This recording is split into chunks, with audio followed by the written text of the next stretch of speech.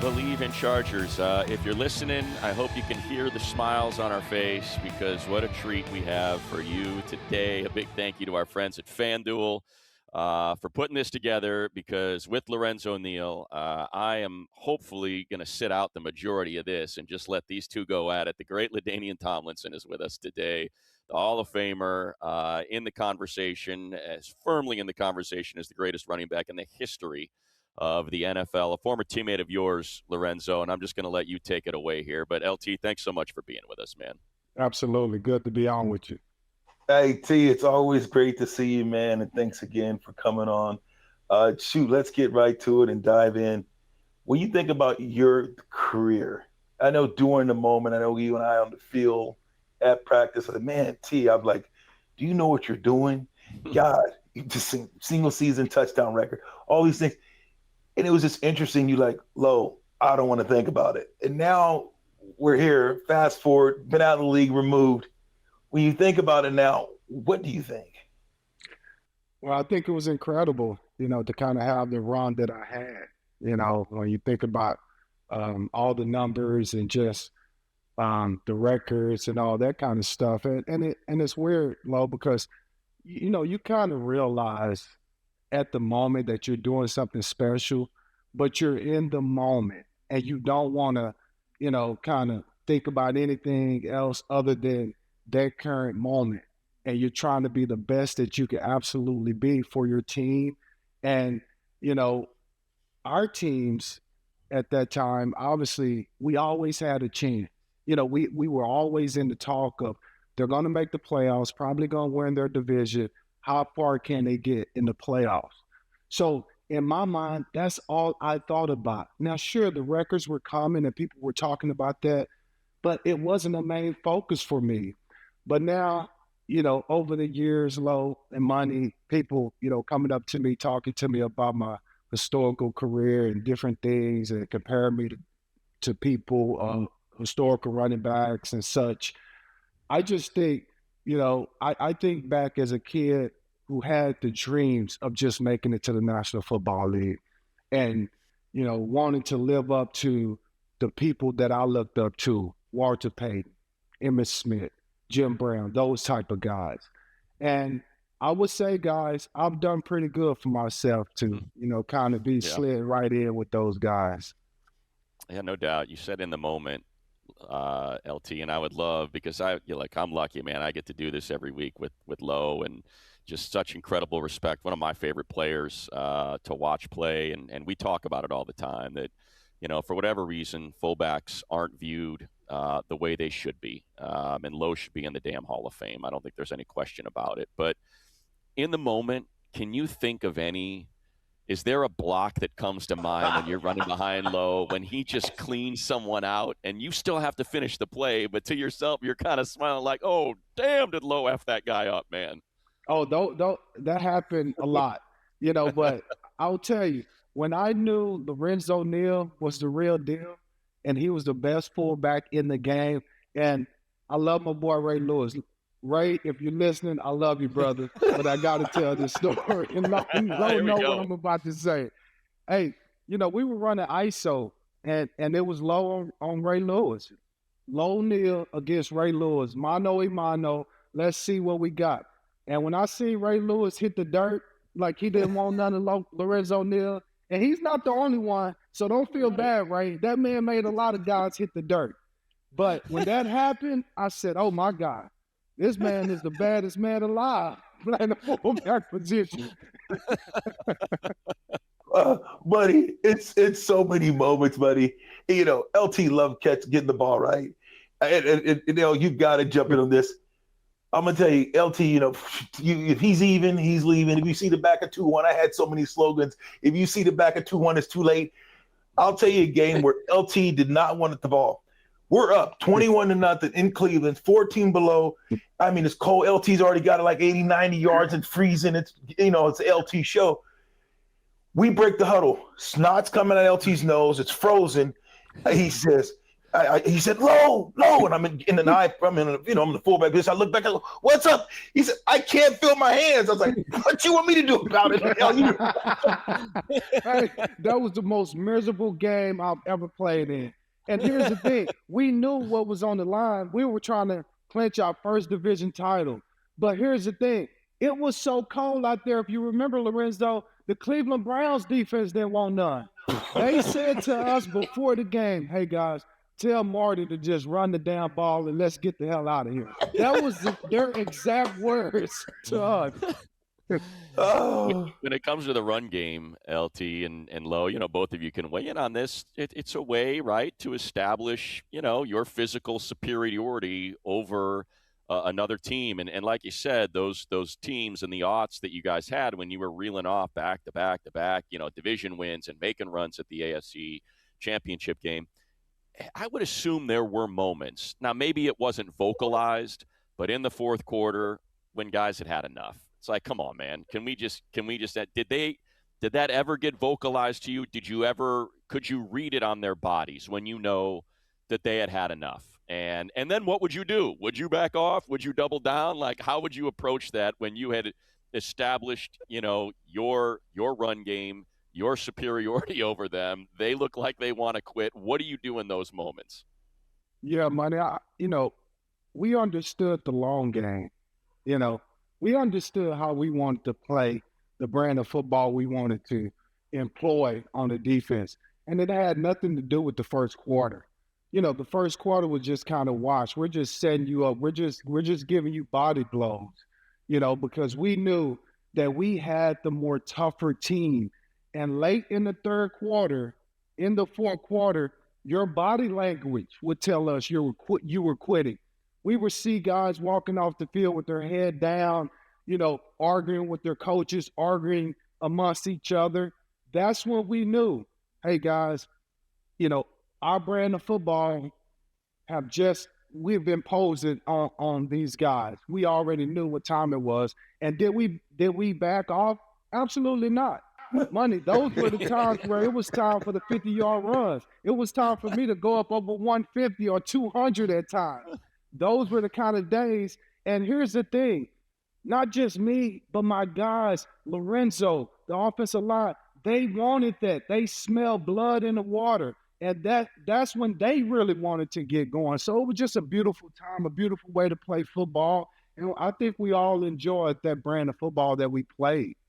No question. Money, and you could relate to this. When Marty Schottenheimer said, we're going to run power, put power, 60 and 70 power on my tombstone.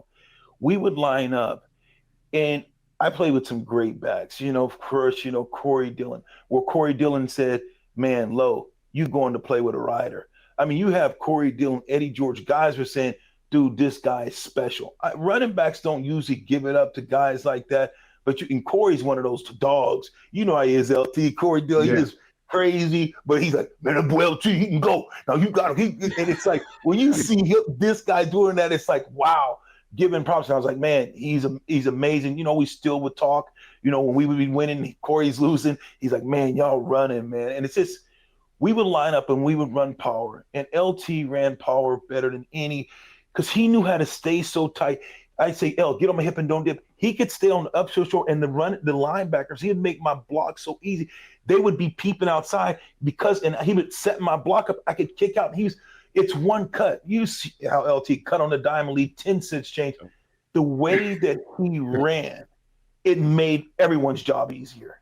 Well, Lo, if you remember, and Money, I'll say this: I had to get comfortable with running inside. Marty, when he first got to the Chargers, I wanted to bounce every power. Now, power is made, 40 and 50 power, if you will, is made to go A gap. Like at the end of the day, we want to hit it in the A gap. Well, I didn't like that too much. I wanted to, if it wasn't there right away, I wanted to bounce it early because I knew I could use my speed. And Marty would always, he would always scream at me, stay in the A gap, A gap, A gap. And so eventually I learned to look at the A gap and hold the A gap to the very last minute. And it did make Lowe's block and the offensive lineman block easier. And the reason why I think when I think about on my career, the reason why I Bleav I didn't really understand or like to hit it in the A gap, because remember, guys, at TCU we were allowed a perimeter team. A lot of the stuff we did was running in on the perimeter. So I was so comfortable getting out there and doing my thing that I really had to learn how to be an inside runner. And that came over time. And I Bleav at the end of the day, that's why the Chargers went and got a guy like Lorenzo Neal, an imposing fullback that can be my lead man, and get me comfortable with running this side, because he would just sometimes, open up the hole so wide that I didn't have no choice but to go up inside. Yeah, Lo, and LT, I don't want to shift to the current Charger team too quickly, but you kind of gave me this opening here, LT, and you and I work together on the NFL Network, and we've done a bunch of stuff, so we know that LT is still deep in the game and can speak to all of these players and what's going on. So they hire Mike McDaniel. You move on from Scott Matlock. You bring in Alec Ingold. You've got Amari and Hampton back there. They signed this guy, Keaton Mitchell, right? A guy, because when you said you wanted to bounce everything, when I watched Keaton Mitchell, it's like, yeah, he wants to bounce everything. When you have that type of speed, I just asked Lowe the other day when we were talking about the signing. I was like, who's the fastest back you ever played with? And he's like, LT. So when you have that kind of speed, how hard is it to train yourself to not, because you like Lo always says, if you're even, you're leaving. Is it really hard to train your, I guess, muscle memory or just kind of get yourself into that mindset of, no, you don't have to bounce it every time, even though you think if you do, you're going to hit that corner and take off? Well, it's hard if you don't know exactly what you're reading and how to read the defense. Oftentimes, and I'm guilty of this as well. As a young back, I was just running on instinct. I didn't understand blocking schemes and over defense versus a under defense and a wink and all. I didn't understand that. It was all instinct. But when I learned to, understand blocking schemes and what the defense was trying to do and blitzes and all that kind of stuff, the game slowed down for me. And then, money, I can use my talent sometimes to set up the defense, but also I was more comfortable in being patient to stay inside, and a lot of backs, young backs, right now, they just don't have the patience to stay inside because they're running on their instincts. And I think it comes with time. And you talk about a guy like Amari Hampton, I Bleav he's years ahead of, another young back that hasn't had the type of carries and experience that he's had in college, because he played a lot in college and his system a lot of time, inside zone, power, things like that. I think he has the ability already, to be a really good power runner, inside runner. And we've seen that already with the kid being able to break tackles and, just use his strength. Very powerful, elusive runner already.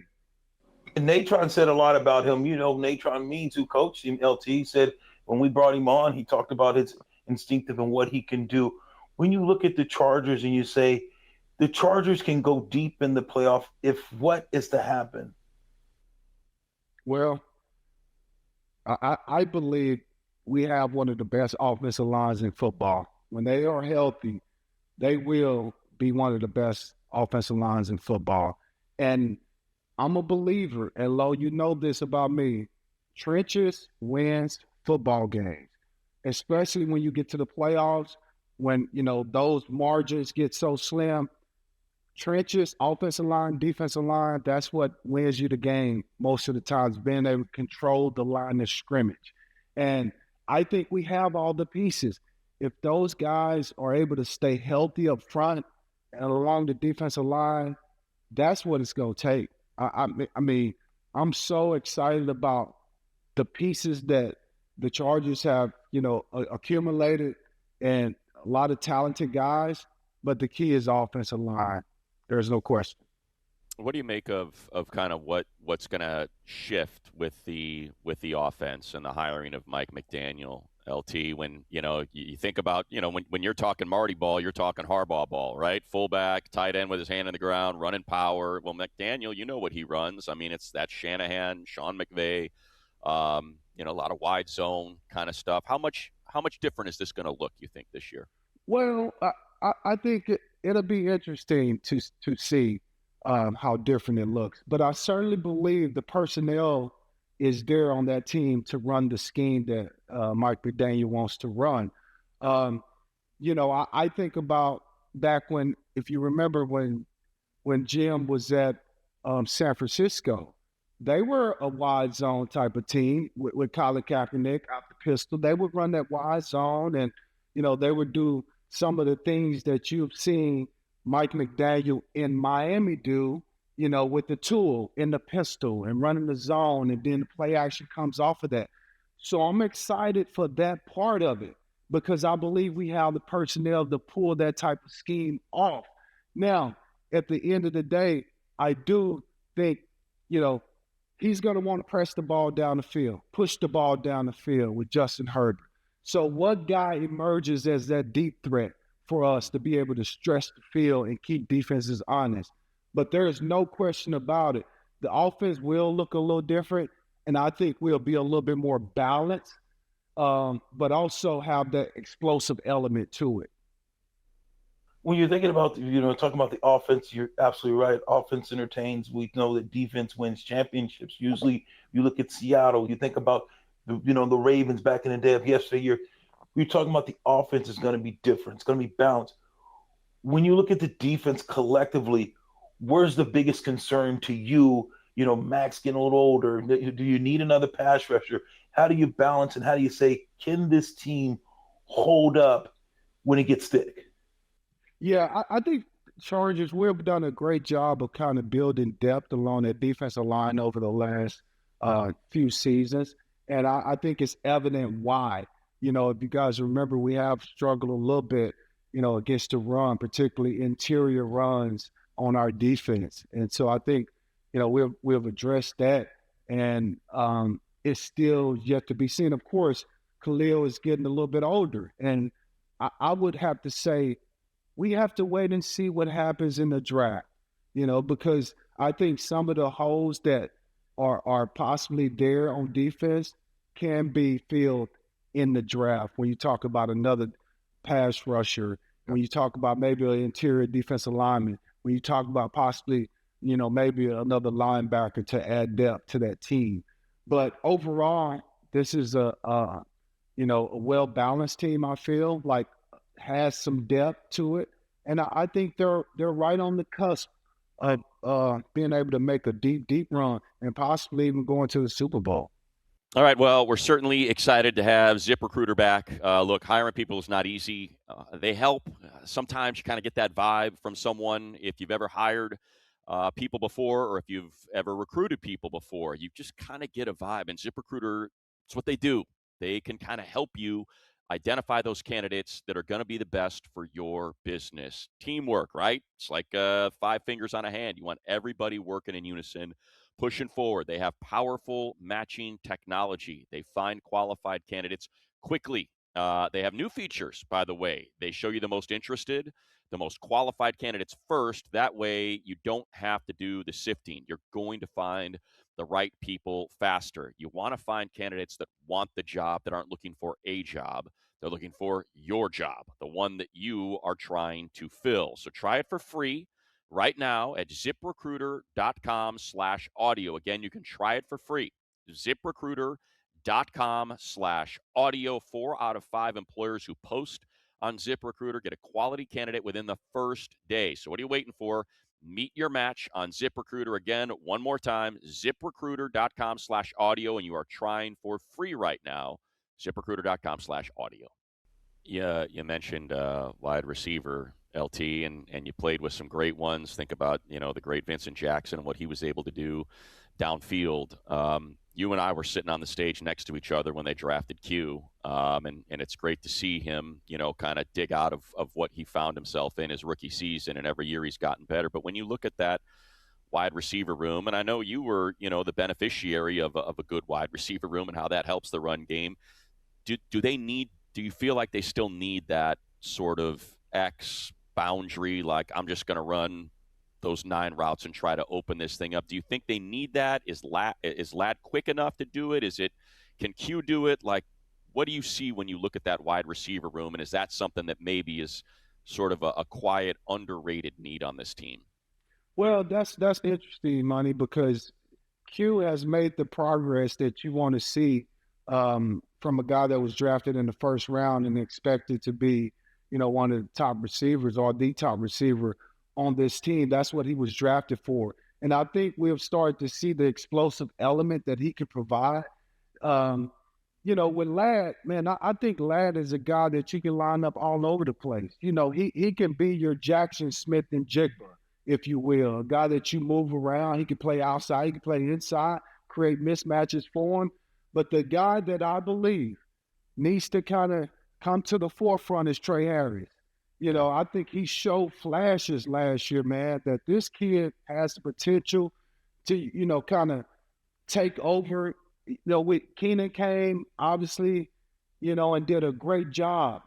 But Keenan is older. We need that young guy to kind of assume that role. And I just think it has to be Tre Harris to move into that role. And now you have Q, Tre Harris, and Ladd McConkey. Those 3 guys lead that group. And I like that quite a bit. With that being said, LT, so you Bleav if Tre comes to the forefront and continue his progress and continue to mature, you Bleav that they have their 3 guys that you don't necessarily, of course, you can get some depth pieces, but you think these 3 guys are effective enough to become big-time players and win enough to win a Super Bowl with these guys? I do, Lorenzo, because, at the end of the day, when you think about Tre, he really can be the Keenan Allen, the guy that can kind of, he can stretch the field, or he can be that possession guy. He's kind of that jack of all trades. I kind of see. I wouldn't say jack of all trades, but a guy that opposite of Quinn Johnston, it's someone that you would need in a position like that. And then Ladd McConkey, obviously, as I mentioned, he's the jack of all trades that I would look for in that offense. But you mentioned it, Lorenzo. Yes, there will be depth added. I don't mind bringing in an older guy, a veteran type guy, to kind of help that ring, help those guys grow up and grow into the role that they need to be in. So I don't mind it at all. But I do think right now those 3 guys should be the main focus at the wide receiver position for the Chargers. I wouldn't be surprised if you did, but I don't expect you to remember all 145 rushing touchdowns. However, LT, I would expect you to remember each of your 7 passing touchdowns. Do you remember each of them? Can you think of who you threw each of your 7 touchdown passes to, and how much fun was that? Oh man, playing quarterback when I was growing up, I guess that part of me never left. I always want, like in practice, Lo will tell you, I would mess around throwing the ball sometimes. I'll be with the quarterbacks trying to hit the goalposts, different things like that, because I always loved to throw. So it was so much fun doing that. I always enjoyed, when we got to run it. I didn't, at the end of the day, I don't think we ran it enough, to be honest with you. But let's see. Okay, Keenan McCardle, I know. Eric Parker, Antonio Gates, Drew Brees. Oh man, who am I missing? I don't know. I should have looked it up, but I just saw you had 7, and I was like, 7's a number where maybe you could have. You threw. Let's see. You passed. You had 3 of them in one season. You had 3 of them in 2005, 2 in 2006, and 1 in 2007. And then you had 1 your rookie year in 2003. So that is how it all broke down. And I was trying to catch Walter Payton, who had 8. Right. And, there you go. And I remember the one I missed to Antonio Gates. Oh my God. I remember like it was yesterday. I just kind of yanked it. I just overthrew on, and I think Antonio, at that time, he slowed down a little bit. I'm gonna be honest. He should have went and got it. There you go. Hey, but buddy, I'll tell you what. I think a play that I think shows who LT was. I think you talked about the run game is when we played Washington Redskins now as the Commanders. Were you there? Did you make the call? Overtime, was it overtime? We gun power. LT left sideline with 60. What was it? LT 65. It was like 60. Yep. Yeah. What was your thoughts on that game, man? I know you remember that game, that moment, the tightness of that game, was back and forth game, the walk off. It was special in the nation's capital. I want to say it probably was my first time playing in the nation's capital, and so it was extra special for me being, in a place like that. But also, I think, man, I just think about the late great Sean Taylor, guys, and the battle that we had, Lorenzo. If you remember, man, that dude right there, Sean Taylor, was amazing. And every time, like he would jump up and he would come flying in. I mean, flying in like a missile. And he kept on saying, "I'm gonna get you. I'm gonna get you." And I said, "Well, bring it. And we went back and forth. But at the end of that game, the walk-off, by the way, the stiff arm was against Ryan Clark. Ryan, I love you, my brother. I'm sorry, Ryan.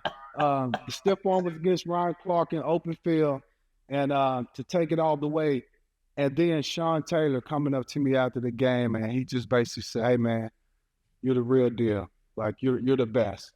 And that meant a lot, because in my mind, that kid right there, he was on his way to being the greatest to ever do it. Yeah, I listen. Lowe's the one that brings it up, so I'm just going to beat him to the punch here. LT, as we're reminiscing about great moments in Charger history, let's talk about your record-setting touchdown run, and how it was set up, and how it was supposed to be blocked, and what you thought was in front of you, and then what ultimately was in front of you, and how maybe you overcame that obstacle to set that record. Because I've heard Lowe describe how he envisioned it went. How would you describe how that play went? Well, I remember when the play came in, Chris Dillman looking right at me and said, "Run behind me." And when he said that to me, that was my plan. Like, I wasn't going to break it outside, at all. I was going to run behind Dillman, and we were going to kind of push that thing, into the end zone. I think, it's weird as I rerun it in my mind. When I seen Lowe take off, for some reason I just seen him. I seen him go down, because I'm looking in the A gap, but out my peripheral, I see him go down for some reason, and he's my Robin. You know what I mean? Like, he's my lead guy. And at that time, it was like, book it. Head to the sideline. Lorenzo went down. I don't see anything else going on. I need to book this to the sideline. And I'm happy at that time I didn't have Marty's voice in my mind of A gap, because we probably wouldn't have scored there with Lorenzo going down. No question you wouldn't. No, but I don't. You got to watch that play again. There's three guys, so you got to run to 70. We're running an outside play. So, okay, I know you went downhill. I'm falling, so I'm dreaming like, man, this is gonna be on all, because I'm gonna blow these guys, knock one guy into another. I'm like, man, they gonna be like, no, yeah. I was ready to do the crip walk. I took off, and it was LT was like slow motion. I was like, don't go down. I'm falling and I can't get up. It was so crazy. I was crawling, watching it. I'm trying to crawl on my hands, not to fall. Yeah. Buddy, I was like, oh God, this is not happening to me. But there was three. LT, watch it again. There's three guys. Yeah, I don't think you. I know there was three guys out there. I don't know how you got in the end zone. But three. See, what I did though, Low and Money, is if you watch it, my shimmy inside to make it look like I was about to hit that B or A gap, because you mentioned it. Our track was wider, and so it did make those linebackers floor a little bit. But when I shimmy, it stopped their feet because they thought, "Oh my God, is he going back inside?" And then I just booked it to the end zone. You know, it was Yeah, it was pretty low. funny. Lowe routinely points out that that is look, it's an iconic moment in NFL history, in Charger history, and so that thing gets played all the time, and it tortures my poor guy It here. tortures Like me. he's like, man, I've got to relive that play over of all the moments he had on the field in his career. Well, outside of the Music City Miracle, of course, which he helped orchestrate. That's probably the second most, I would say, viewed play you've ever been part of, Low. And so, Yeah. you take the yin with the yang. You got the Music City Miracle, and then you got that. Hey, sometimes you get the bear, sometimes the bear gets you. Money, That's right. I got a question for you, Money, and I always toot LT's horn because it's easy to do because he's a greater. Everyone talks about how great of a player he was. I think he's a greater person. But if I told you, I said, hey, look, Marshall Faulk, Isaac Bruce, think about the receivers he had. Edgerrin James, think about the quarterback, think about the receivers, think about what he had. When you think about LT, and I'm not saying he didn't have good receivers, but if you think about Emmitt Smith, look who he had, playmaker. If you look at what LT had, and I'm not saying Vince and those guys later on in their career didn't, but when you think about his body of work and these other guys, how much more did they have? When you really think about, isn't that pretty amazing? When Yeah. you think about what he did for the team that he was on. Yeah, I think LT hit it on the head. The first name that came out of his mouth was Walter Payton, and I think about what Walter meant to the Bears, and the quarterbacks, the wide receivers. I mean, it was the Walter Payton show, and he was able to put a team on his back and carry them, into a Super Bowl and win a Super Bowl. And I think the same thing is said of LT. And again, it's not slighting players that are his teammates. It's just that's how the team was designed, and it's just it's the old Vince Lombardi approach, right? Well, here's what we're going to do. Good luck beating us at it, and if you can, we'll tip our caps to you. And I do feel like that's what that era of the 2000s Chargers were. It was the LT show, and it's if you can stop them, great. Good luck trying, because everyone knows, everyone knew what was happening, and they couldn't do it. And I think, when I think about that, and I'm so appreciative and honored that um the belief in me that I had that talent, that I had that ability. Because I'm telling you, people tell you, you see certain things on film, but inside sometimes you question yourself. Even, through the midst of all this greatness, you question, man, can I get it done today? Are we gonna win? Like what you just do. And so I appreciate when I look back the belief in me. Coach, Schottenheimer and the offense saying, we're gonna put the ball in this guy's belly and throw it to him as much as possible. And then thank God I was able to hold up and continue to, get all those touches. And then when I think about it, not ever having one surgery is pretty special. That's not pretty special. That's incredible. I mean, I when you're can't say talking about that. right, yeah, the amount of touches, double-digit touchdowns, the first I think 9 or 10 years, Yeah. double-digit plus touches, rushing touchdowns. By the way, not I shouldn't say touches, touchdowns, double-digit touchdowns rushing. I think it's 9 or 10. I don't want to short you a year here, LT. I know we've kept you longer than we said we were gonna, but I do want to ask because, like I said, Lo, LT and I work together, and look, I don't want to name names, but some guys you work with, they were there, they had a name, it would flash on the screen, and you could tell they were just trying to figure out what was going on in the moment, and then you work with guys that you could tell, they were into it, and they knew exactly what they were watching, and LT and I are at the combine or we're at the draft, man, and he's got 20, 30 running backs deep that he's evaluating, and he knows exactly what he's looking at, and he knows exactly what he's talking about, and I used to love working with him. So, and I do think you have to have a passion and a love to do that, because it's a lot of work, man, and it's a lot of grinding tape, and it's not the most fun thing unless you really enjoy it. So, you got Philip coaching high school football in Alabama, and I firmly believe he's going to take a step to college or the pros. He's going to be a head coach in college. I wouldn't be surprised if he followed his son, and did that. But We got Tony Jefferson, with us that was working in the front office and scouting for the Ravens. So what's the plan, LT? We going to be coaching? We going to be scouting? Because I know you love it. I know you're a junkie, and I know you're watching. So what are we doing here?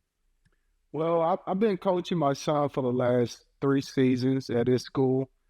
He's a freshman now in high school, and I tell you, I'm enjoying kind of giving back and developing the kids we have at that high school. He's at the Oak Ridge High School, the Oak Ridge School in Arlington, Texas. And I tell you, man, I just love it. I'm the co-offensive coordinator and running backs coach. And I think, hey, listen, I would never put a cap on, kind of my future. I would never say, definitive what I'm, like I'm not going to coach or I'm not going to scout because I'm open to it. I'm really enjoying being around the game and studying it even more. And the game has evolved and it's changed. So all this RPO stuff and, different things that offenses are doing, I'm intrigued by it and I just love studying it.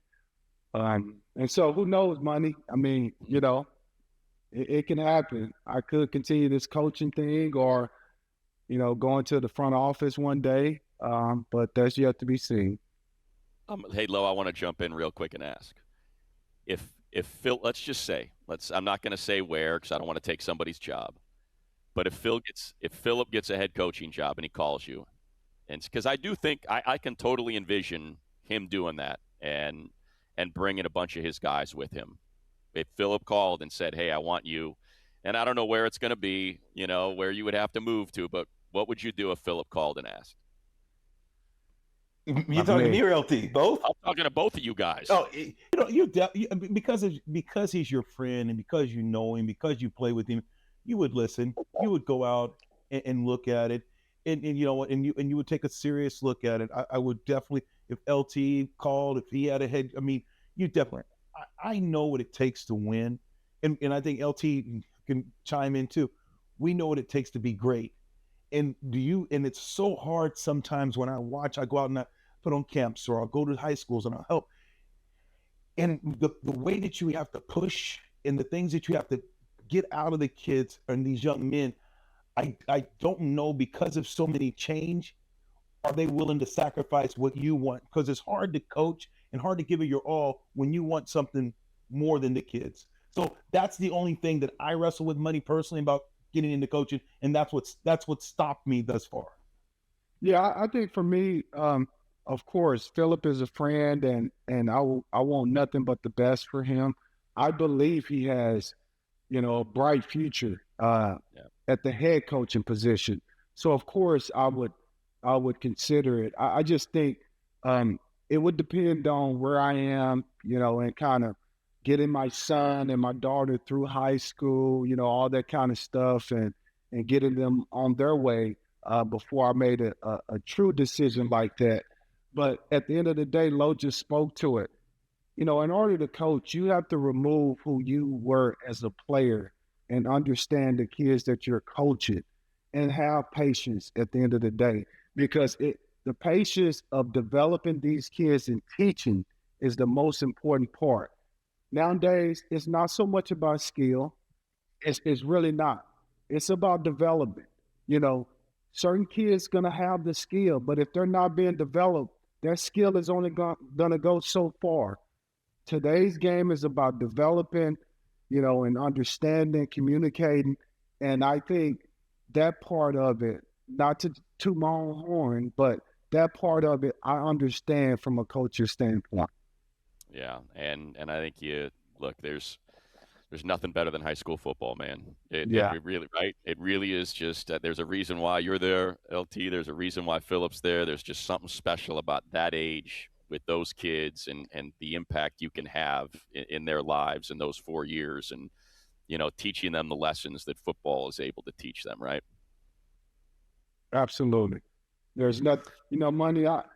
When I first started, man, I don't know. You go, you don't know what to expect when you first walk out there on the field with those kids, and they're looking at you, wide-eyed and bushy-tailed, like, Coach, tell me something that's going to change my life. and you feel like every day is the challenge of, doing what's best for them. You want to know what keeps me up at night? Thinking about how can I get my running backs better? Like, how can I protect them while they're out there on the field?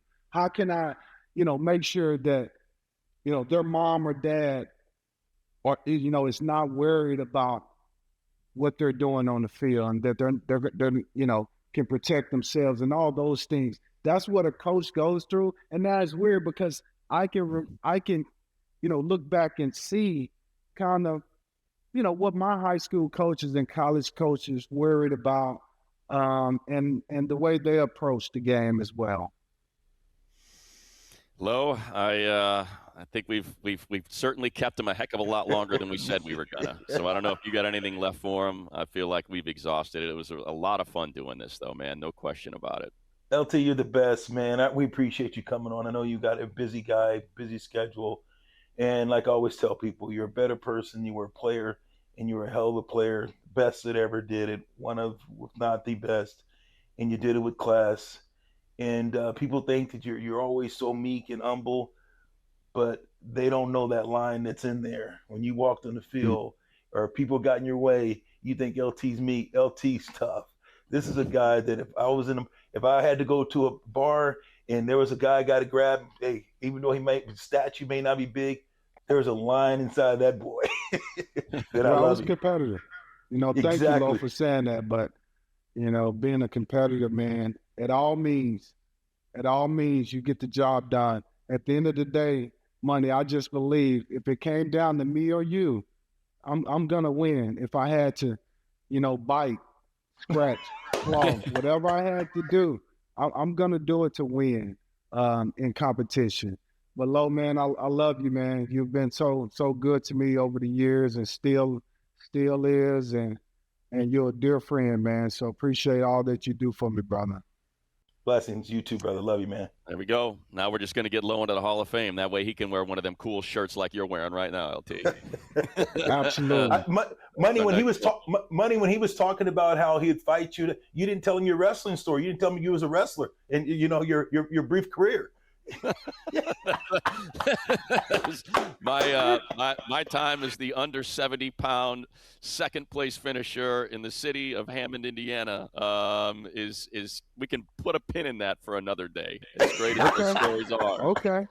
When I could dominate the under 70-pound class in 6th grade. We will save those another day. We appreciate next time you, we'll talk about the wrestling stories with Lorenzo in the locker room. We'll talk about see, now those are stories we need. No, Money, no, not until you do yours, Money. Next time, LT, that's next time. Time out. We're cutting this. It's over. It's over. We appreciate everyone. Thanks to Lindsay for putting it together. LT, you're the best, and we'll talk soon. Cheers. Bolt up.